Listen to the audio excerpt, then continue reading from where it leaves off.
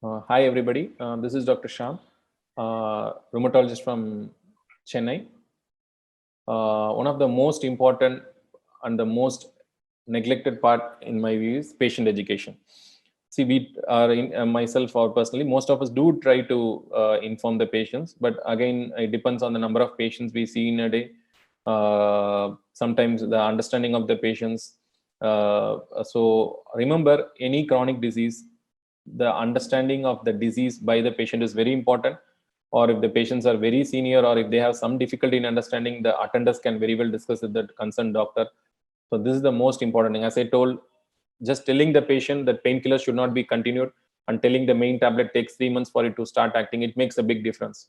If I'm going to tell my patient, at least 7 to 8 of them will understand that, and they'll definitely wait for the drug to start acting, and they'll be stopping the painkiller or steroids. I'm just giving an example. So most important thing is patient education, not just rheumatoid or any chronic disease for that matter. So what are the things we usually tell? One, it is controllable. See, don't get dejected when somebody tells no, it's not curable. See, at the end of the day, we need a good quality of life without any harmful effects. So early detection, treating, regular blood tests, monitoring the disease, it's going to be controlled. There are many of my patients where I have stopped the tablets altogether after 2 years of treatment. There are some patients, of course, they are on a very minimal dose. You won't even tell that they have a rheumatoid arthritis. You won't, because they'll be as fit and normal like anybody else. So take the positive point. It might be with medicine or without medicine, but definitely minus pain, minus painkiller, steroid. So it's very well controllable. As I told initially in one of the videos, there is something called drug-free remission. So the earlier you diagnose, the initial period 2 years, you treat the disease properly, there is a very high chance of going in for drug-free remission. So go for that. Even if it is not possible, you will be on a very low dose. Fear of side effects, this is the most common thing. See, why we do all these awareness videos is many times I may not be able to discuss in detail for each and every patient. See, side effects, again and again requesting, understand in modern medicine, or you call it allopathic medicine, there is something called risk of side effects. It's not that you pop a pill, immediately you land up with a side effect. So what you should know is what are the side effects you expect in that particular tablet, which are the common ones. For example, common ones might be a stomach discomfort or a rash. Common ones are not going to be a kidney damage or liver damage. So what has can be done? So first discuss what are the common side effects, what can be done to prevent those side effects. For example, when we give steroids, there can be weight gain. So we always tell the patient, do a lot of exercise, take less salt, take diets which won't have much calories. I usually tell to take a lot of cucumber, because many times once you use steroids, you will feel very hungry. So take a lot of cucumber, lot of carrots, so you will feel the tummy will, you will feel full, but you won't be gaining calories, or you won't be gaining weight. Low salt diet. So these things can be discussed with your doctor. Similarly, painkillers, that they can have like swelling, water retention. Or a patient with hypertension, you should be careful about using a painkiller. Or a patient with diabetes, you should be careful about using a steroid.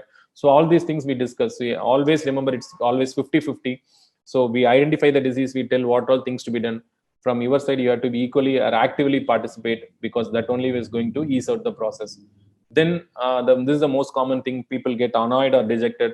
I have been consuming tablets regularly, why suddenly I got the pain? See, autoimmune disease, usually there is a chance of what we call flare. Flare means the disease will be under control, suddenly it goes up. There are a lot of triggers like climate, infection, or sometimes diet, though we don't know much about diet and arthritis. So there are a lot of causes for flare. So discuss with your rheumatologist. Remember that the flare shouldn't be keep happening frequently, then the disease is not controlled properly. For example, you shouldn't be having flare every week or every month. Usually I tell, in my words, it's not my personal opinion, is if 30 days is there in a month, if you are pain free for almost 27-28 days, you are doing well. 1 or 2 days in a month is acceptable, or 90% of the days, if you are 90% pain free minus painkiller or steroid, then that is good. Occasionally, if you develop a flare, for example, somebody gets a COVID, they can have flare. We treat them for 2 to 4 weeks with the painkiller or steroid, adjust the rheumatoid medicines, they do well. So flare, if it happens occasionally, it is very much part of a treatment of arthritis. If it is happening frequently, it means the disease is not under control. Then another thing is cause of pain. See, many times patients with rheumatoid arthritis, once they are diagnosed with rheumatoid arthritis, they think that only cause for pain is going to be not like that. See, a rheumatoid arthritis patient also can have a cervical spondylosis. They can also have some other unrelated cause for rheumatoid arthritis pain. So if you are going to take tablets for rheumatoid arthritis, it's not going to help a lumbar spondylosis or cervical spondylosis. So if you develop a pain, discuss with the doctor, he will be able to identify whether it is due to rheumatoid or whether it is due to some unidentified cause. So these are the things which usually we try to discuss when I discuss with the patients. So patient education will be the most important thing. I'll put that as the first, then other things, because once patient education is done, it will be easy for us to manage the diseases. Thank you.